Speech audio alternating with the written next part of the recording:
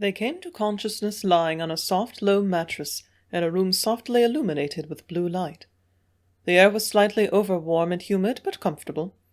They were dressed in skin-fitting silvery garments, partly transparent with skirts of blue velvety cloth. Their hair was wrapped in transparent turbans.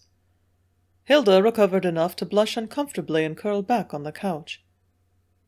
"I feel as if I were wrapped in cellophane," she faltered.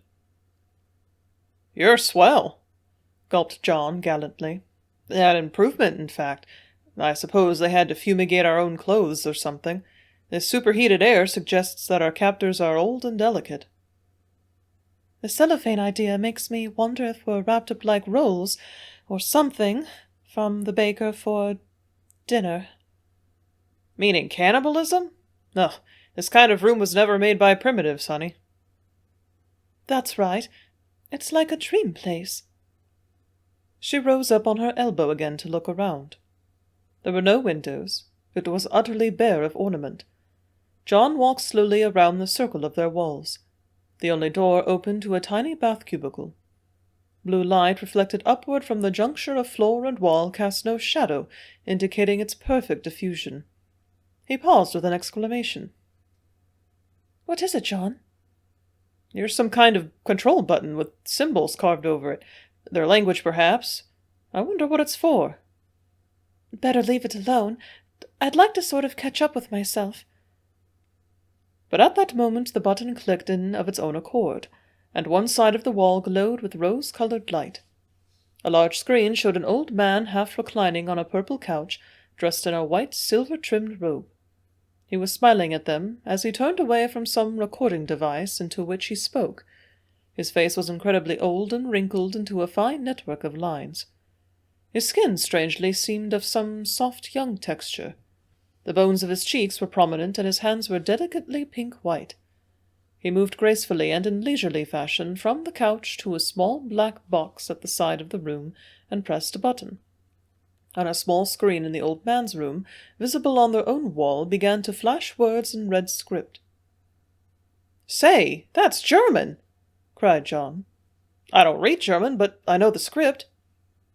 "And that looks like Chinese." "Ah, that's better." And red square blocked letters on the little screen were the words in English, "We mean you no harm." The old man observed their excitement and stopped the flow of the screen so that the message steadied. Then, under that sentence, appeared another. "Be patient. We must finish transcribing your language. It will take a few more time. Eat, sleep, rest."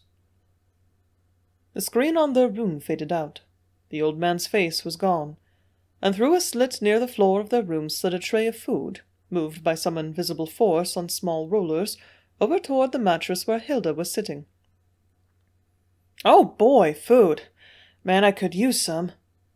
"Wait until you're properly served, mister." She spread out the pale yellow cloth on the floor and arranged the food in orderly fashion. It was molded into various patterns and colors, and was firm enough to eat with their fingers, which was fortunate as there were no eating utensils. They both ate hungrily and were nearly finished when soft music came into the air from some invisible source, but all vaguely familiar, drifting from the limited scale of the Orient to waltzes and furious Russian symphonies. The hillbilly band that finally played seemed oddly out of harmony, yet aroused a nostalgia for home in their hearts. "Oh, I feel like a nap," said Hilda, yawning. "So do I. Wonder if there was a drug in that milk." It seemed only a moment to John that he had been sleeping, but his muscles were rested, his weariness gone, and he felt invigorated. He looked for his watch, but it was not there. In fact, there were no pockets. Then he remembered. Hilda was splashing around in the bath cubicle and singing. "Hello, Sleepy," she said, emerging and adjusting a strap in the strange silvery clothing. "So it wasn't a dream?" "No. And hurry up with your bath. Your head is all tousled. Maybe they'll feed us again. I don't want to sit opposite that mop." "Yes, dear," he said, attempting scorn, but only achieving a new tenderness. She looked down and instinctively dropped her crippled arm behind her back. The glove was no longer fresh but stained from the desert, though wrinkled where she had tried to launder it. Under the transparency of her sleeve, the ugly stump of her arm revealed itself discordantly. With a forced gaiety, she crossed the room and pretended to hunt for their breakfast, but it didn't come. "Well, maybe they don't know our eating habits," remarked John glumly as he plastered his unruly locks with his hands. "I wish I had a comb." At last the slide opened in the wall and a tray came, but on it instead of food was a book. Hilda seized it eagerly, crying, "It's a lexicon! See, here are the English words and the signs for their language. The ink still smells fresh. They must have just printed it." "What's the sign for ham and eggs?" "Maybe we'd better just try food. Can't be too particular." "What'll we write with?" "Here's a kind of pencil, but no lead in it." "Look, Hilda, there's a new white spot on the wall. Let me have that pencil thing." A thin blue line followed his tracing, and it glowed with a faint edging of fire. "Some kind of transfer current, I suppose? Well, here goes. Let me see that food character." "Here it is, just a round circle with 3 dots at the side." "Fine, sister. Here's hoping the dots mean eggs and that you get one of them." "Pig." There were no eggs, but the little round cakes, appearing a moment later, proved delicious. A warm liquid in the crystal cups was almost a substitute for coffee. In fact, it proved much more stimulating. After breakfast, John boldly pressed the visiscreen control. This time, instead of one old man, they faced a group of them around a green table, covered with lexicon, other books, and charts. They recognized the spokesman, who stepped forward into a close-up perspective and began the conversation. "I hope you will forgive our seeming—" He paused. "Aloofness," supplied one of the other men, after hastily examining a lexicon. "That's right, our aloofness, but we are products of an artificial world. Your primitive contagion would be dangerous for us. I am also sorry," he went on, "that the conversation must be one direction until you learn more of our language, and we can pronounce more finely and hear. We have had difficulty even in assembling visual information about you. There was a collection of Earth photographs which we have magnified so that we could read your street signs, and the first expedition left a few scraps of paper. We had never considered it worth learning your way of speech before." He paused, as if this part of the address had been memorized. Then he continued slowly, with hesitations and stumbling pronunciation. "We are trying to vocalize your words from those we have heard you speak, but our ears are inadequate." The other old men rustled charts and books and nodded at his correction. The address went on with more pauses and confirmations. Occasionally John had to write "repeat" on the chart wall. The Martian spoke with a strange sibilant hiss, and accents followed a different system, changing even common words enough to make it difficult to understand. In general, this was their explanation. "Our scientists discovered your world several thousand years ago, but as it was a more primitive one, progressing slowly, they could not see any advantage in making contact. The one danger to us here, a lack of water, could not be remedied by travel to the Blue Planet. Instead, our wise ones devoted themselves to developing an underground civilization, free from the extremes of temperature on our planet. Atomic energy had given us all the heat and power we needed, and in a short time we were able to devote our energies to aesthetics, as soon as the physical necessities were satisfied. Each year the flooding polar caps supply us with natural vegetation along the water channels and in the marshes. These plants are harvested and chemically treated for efficiency of use. When the last moisture falls, the remnant of our people must migrate, but that will not be for several of our generations. It may surprise you to know that each of us is over 200 years old, that is, of your years. Our younger men spend 50 years in attaining an education, under very sheltered conditions. We do not wish to disturb them by curiosity about you, at least not for the present. Our women live a very specialized existence, as the birth rate is low, and it takes nearly all of their energy to protect young life and to keep our population from diminishing too rapidly." John thumbed feverishly through the little book until he found the word for spaceship, and then another for Earth. He puzzled for other words and wrote, "Many years last not see." It was incoherent, but these old men had an uncanny way of guessing context of meaning. "You mean, why did previous expeditions not find us? We took care of that, since we knew, long before they started, that they were coming. Much of the life on your world is transmitted to us by devices your mind have not yet dreamed. When the ships came, we camouflaged our entrances. We were not discovered. You two have been brought here for a medical reason." John wrote, "Question." "Yes, we want to know about your woman companion's arm and about the others in the cave. What has happened on Earth?" The old man's face peered, suddenly eager, closer up to the screen. His eyes watered, and the calm manner was gone. His thin fingers tapped a lexicon nervously. Hilda pointed to the words in her lexicon, and John wrote, "Cripple Colony." The old scientist grew pale, and he staggered a bit as he turned to the others. Their white beards bent in an almost comical cluster over the little green table and bobbed excitedly. Their hissing syllables were shrill. Suddenly the screen blacked out. "Well, what do you know about that?" "John, do you remember what they said about primitive contagion?" "Yes, I get it. You mean they were afraid?" "Of many things. Other colonies to follow this, their eventual discovery, diseases. Perhaps it is partly that we cripples offend their sense of beauty." "Now forget it, kid. You've got more pep in one hand than any girl I ever knew who had two." She smiled at him gratefully before she turned away, and then her voice was still gay. "That isn't what you say to all the girls. Well, what next?"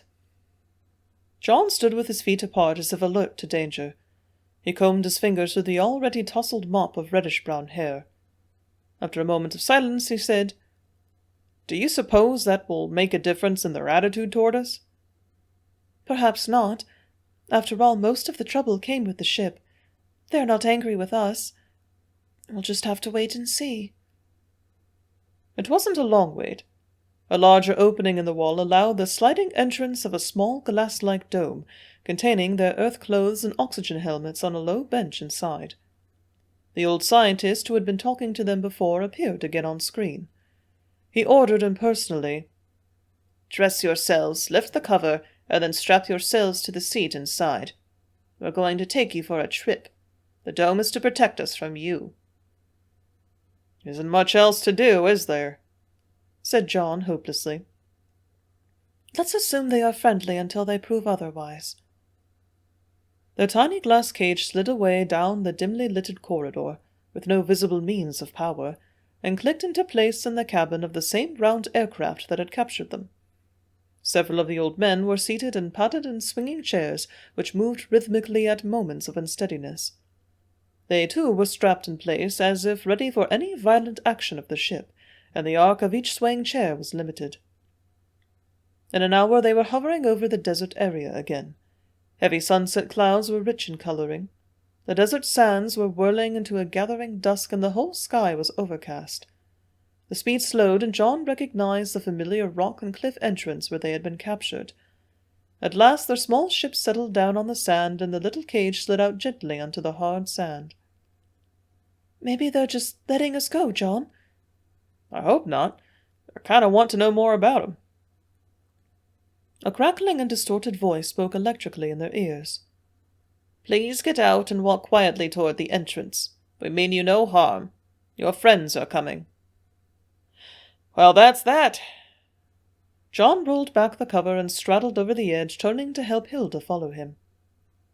They gasped as an intense cold of sunset struck through their thin clothing. Then they turned and ran toward the metal door, leaning into the wind and sheltering their hands from the blowing sand. The door slid open, and Dr. Smithson came running toward them with fur coats in his arms.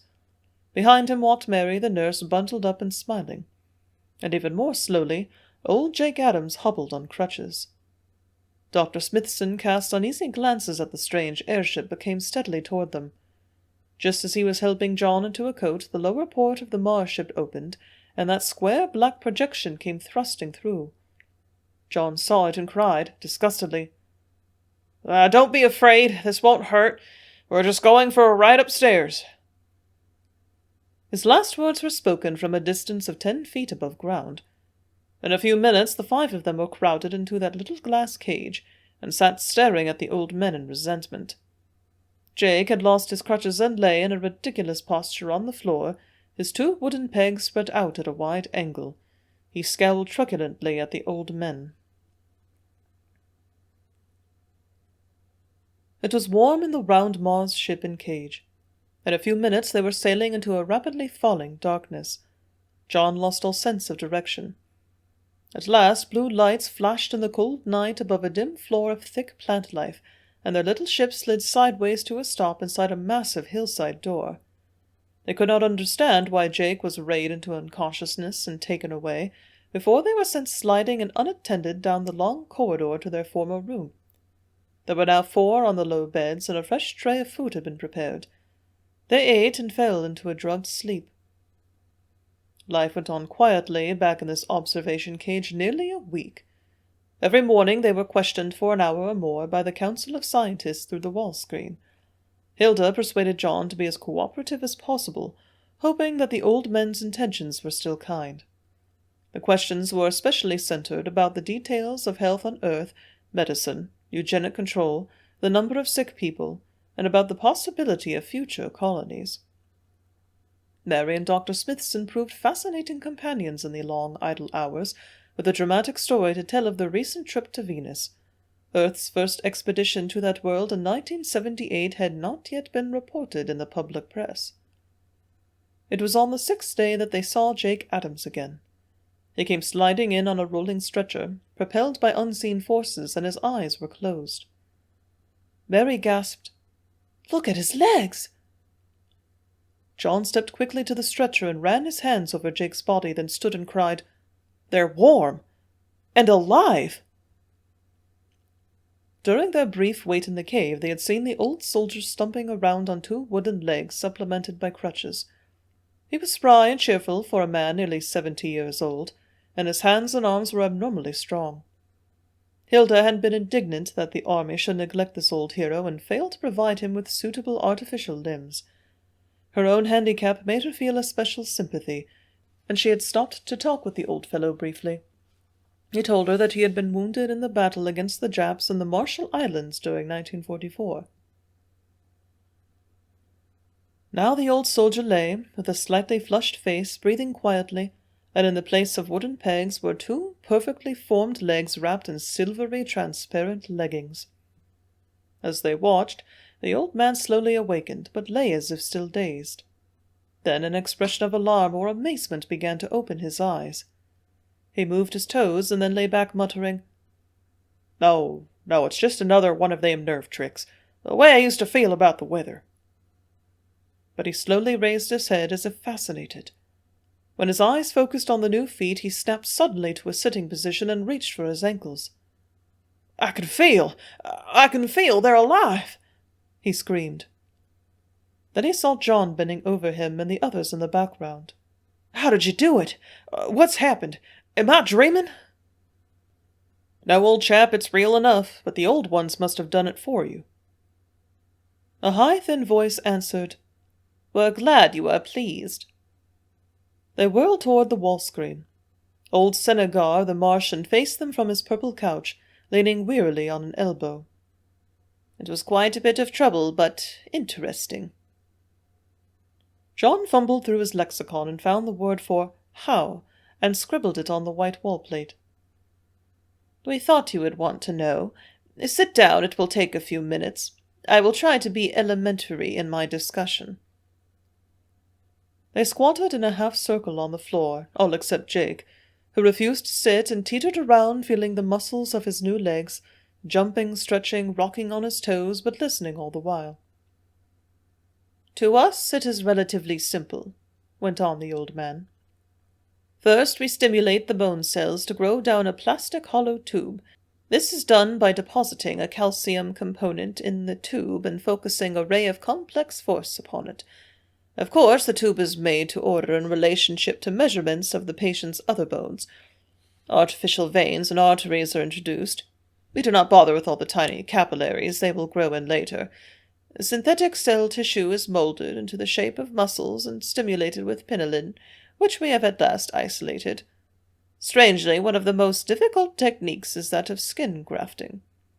We grow skin on a hairless type of laboratory animal and patch it on with grafting glue. The healing is hastened by a special ultraviolet and electrodynamic apparatus. Of course, the artificial arteries are connected when installed. Their wall composition allows blood to flow out into the cell tissue in about 2 days. With the arteries is laid down a series of main nerve sheaths. We do not try to restore all the original sensitivity, because the procedure is far too complex. We find that a clumsy subsidiary nervous tentacle is developed, under high-pressure electric nerve currents introduced briefly through the central nervous system, before the lower-frequency body current is allowed its own way. His legs will never be quite as effective as the original pair, but do well enough, and only a doctor could detect the difference. Hilda stepped forward and wrote on the white square the words she had been finding in her lexicon. Your kindness is almost beyond our understanding. I knew you were good people. We wish we could do something in return. Zingar rolled his spare body off the couch, and his high voice was almost senile in his excitement. "You can, my dear, you can." "Anything. We will do anything," she answered. "It will be rather unpleasant for you at first." "What do you want?" asked John, standing at Hilda's side. Sit down, I will tell you." The group of Earth people relaxed, but with upturned faces, held fascinated by the old one's earnestness. John's hands were clasped tightly around his knees. Dr. Smithson kept hitching his lean frame forward. The old man's voice was low as he went on. "This is the trouble, my children. Your people are a menace to us. All this ugliness would be bad enough, but the danger of infection is terrible. Our wise ones are fragile beings. We restore the flesh when there is injury or sickness, but we always lose a little of the original vitality. We cannot be killed, but we slowly wear out and must be protected. Our young ones are far too few to risk contact with you. Thus we are forced to the logical conclusion that the Earth colony of sick ones must be destroyed, and the next ship discouraged from returning." No, that's inhuman," gasped Mary. "Nothing will happen to you 5. We wish to retain you for medical and breeding purposes, but the others must go on. Come now, why should you care about them? You admitted they were all strangers to you. Think of the joy of living several 100 years." "But those sick ones, they are human," cried Hilda to John, weeping. "They must find some other way.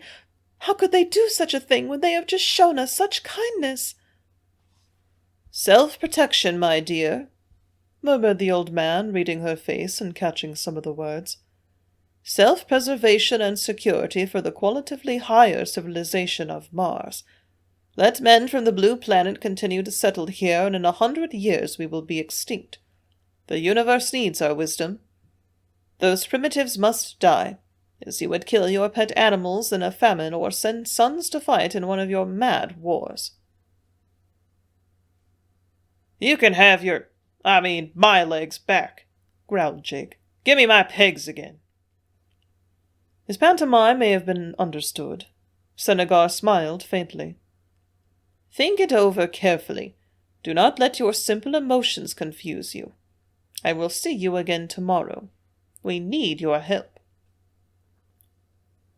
The screen faded slowly into a blur, and in a moment they were alone in the plain, blue-lighted room, 5 human beings terror-stricken in a place of comfort. "My head aches," grunted Jake. "That machine they used on me first left a sore spot." "What kind of machine was it?" "I don't know, some kind of a thing. They kept asking me questions and wrote down the answers before I even spoke. That was funny. Sometimes when I lied to them about some of the things I did on shore leave and so on, they laughed. It was almost like they partly read my mind." Perhaps they did," remarked Dr. Smithson, who had been very quiet during all the excitement. His eyes gleamed with an almost impersonal interest. "Our psychoanalysis is very clumsy. I have always wished that there were some kind of mechanical means of intuitively reaching to the under-experiences of the subconscious." Suddenly he got to his feet from the low mattress bed where he had been sitting alone since the stunning proposal. He began to pace the floor, clasping and unclasping his thin arms. "I wonder—" He seemed to have forgotten their presence. "I wonder if they can stimulate brain tissue with penillin. I'll wager half of those mental cases back underground could be cured by these men in a week. Oh, if I could only persuade them to talk to me." "Look who's here," remarked Jake quietly, as if nothing in this strange room could surprise him. A slight young man with brown hair and keen blue eyes stood in a flowing white robe, marked by silver trimmings and a red diagonal stripe running from his shoulder to the floor. There was no sign of a door where he had entered. "I heard what you said, Dr. Smithson, or at least part of it," he remarked quietly in a soft musical voice. "I am Zingar. Some of us younger ones think the old men are too fearful. I wish I could go back to Earth with you and assist your struggling medical men." John paged through the book hurriedly, hunting for words. "Just a moment," interrupted the young stranger. He stepped up to the wall and tapped a code sign. At his feet a slit opened and a dark grey complicated machine slid into the room. "That's one of them things they hitched to my head," said Jake excitedly. Zingar drew out a cord from the grey machine, a small black disc at the end, and laid it against the side of John's head, where it remained as if glued. "Now, think of what you wish to say, and I will know the essence of your meaning," remarked Zingar. "It will not convey words or technical matter, but blurred pictures of experience. I will ask questions to guide your memory, and if you will think aloud it may help, as I have already memorized much of your spoken language." John tried to think coherently, but under his conscious sentences when he spoke aloud was a flickering jumble of excitement, ideas for escape, thoughts of Hilda as he looked at her, memories of their recent conversations with Zingar.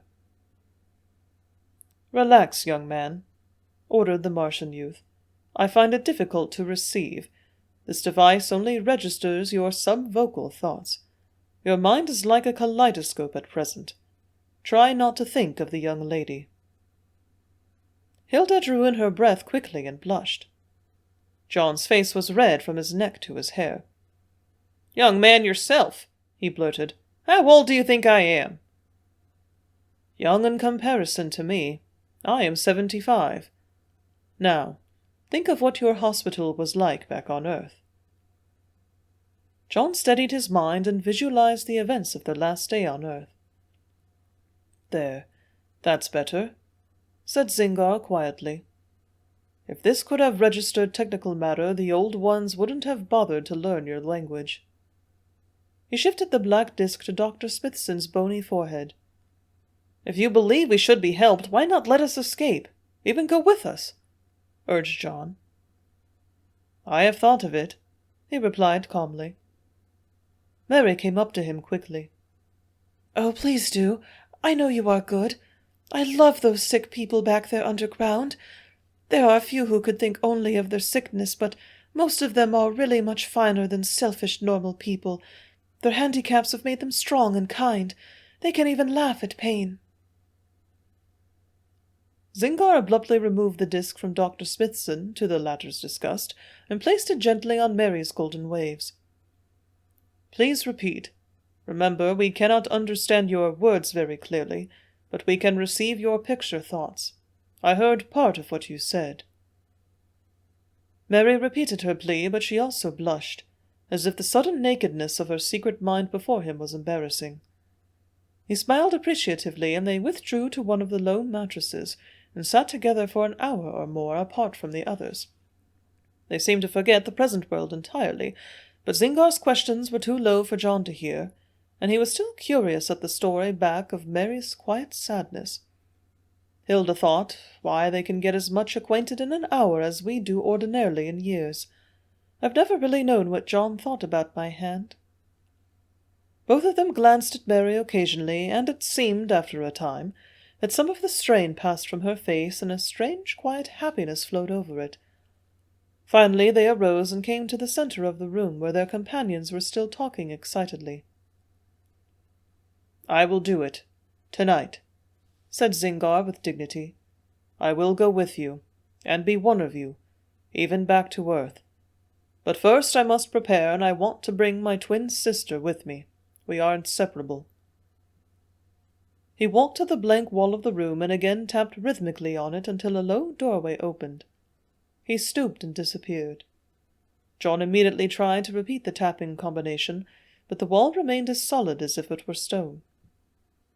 In the quiet room there was little sense of time. Food came in to them automatically for an hour or so. They were too excited to think of sleep. At last the wall opening appeared again, and Zingar returned, leading a beautiful brown-haired girl by the hand. She was tall and dressed in pale blue transparencies with a tight purple girdle, and a gleaming silver star surmounted her soft hair like a coronet. John stared. In all his many and easy adventures with women he had never seen anyone like her. There was a fragility to her body, yet the glow of health. Her eyes were luminous, of a warm green shade, and they seemed to hold strange secrets. Her body was identical with an Earthwoman's, except that the fingers were smoothly longer and the high forehead was slightly more prominent. He felt some hypnotic influence flow from her into his mind, and involuntarily stepped forward, then stopped suddenly, remembering his companion. He had not thrilled like this since he was 17. Across the room, Hilda clasped the wrinkled glove on her artificial hand until the fingers of her right hand were white, but she smiled and talked to Dr. Smithson as if she had not noticed.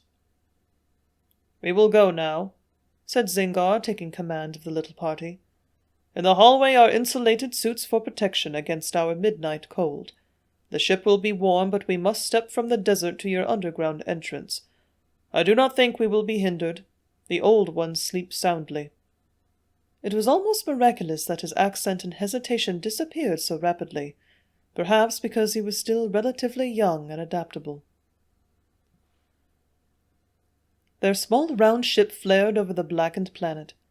Its rays that had been invisible in the daylight were now gleaming silent jets on the dimly starlit desert. Dr. Smithson, Jake, and Hilda sat together at the rear of their cabin compartment, with John and Zingar's lovely sister staring into the night ahead.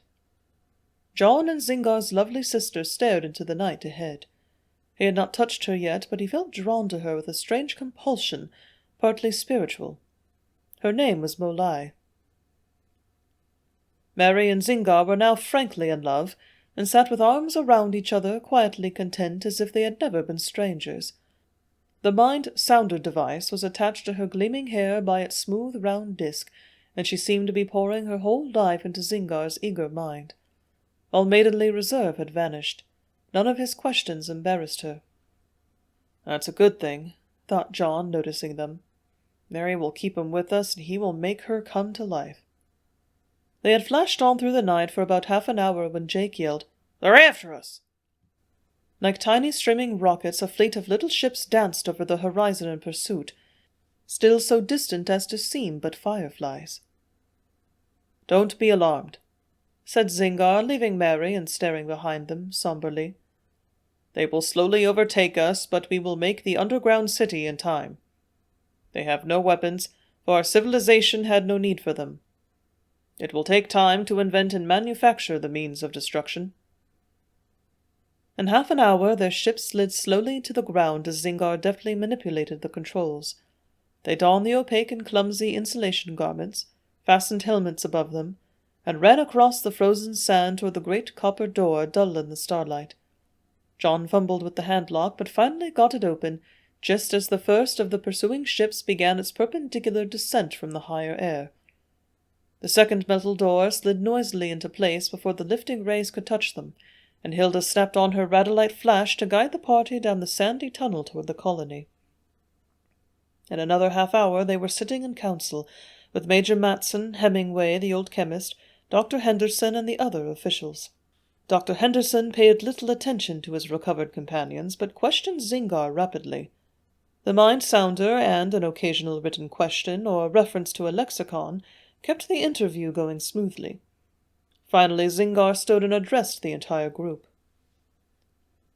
My people are ruthless and unemotional, but they are not equipped for war. I think this will be their plan of attack. They will set their machinery to work, producing the war weapons of several of the primitive planets, but that will take time, perhaps 6 months. Meanwhile, they will try strategy, and perhaps drive the Mars beasts at us with their ship flares at night. What's them Martian beasts like? Grunted Jake. That's maybe something I could fight. Oh, they're horrible, murmured Mary. Here, look at the pictures in this manual. The old marine's weather-beaten face paled a bit, but his voice was steady as he said, Well, anyway, they can't get through them copper doors. No, but my people will batter those down, said Zingar in a low tone. Then we must prepare for defense, cried Dr. Henderson. If they can break down the front door, we must barricade every passageway and fight them back foot by foot. What is the substance of your ship's hull? It is a very dense metal, unknown to you. None of your rays will penetrate it except the atom cannon. Oh, and we only have one old canyon with hardly any of the power jackets, groaned Dr. Henderson desperately. We will save that for the last attack, said Zingar calmly. The disintegrators will hold the beasts back for a long time, but there are thousands of them.